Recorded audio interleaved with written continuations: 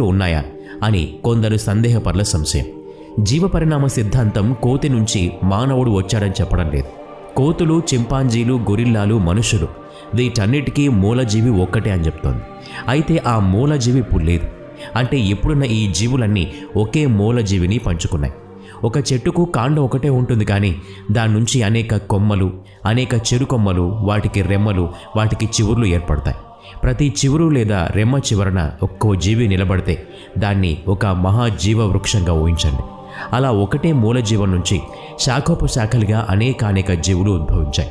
ఏ జీవిలో పరిణామానికి అనుకూల పరిస్థితులు ఏర్పడ్డాయో అక్కడ ఉన్న జీవి నేరుగా పరిణామం చెందటం లేదా పలు జీవులుగా పరిణామం చెందటం జరిగింది. అంటే ఒకే జీవి నుంచి కొన్ని కోతులుగా ఎదిగాయి, కొన్ని చింపాంజీలు అయ్యాయి, కొన్ని మనుషులుగా మారాయి. ఇది మరి ఎలా సాధ్యమైందో తెలుసుకుందాం.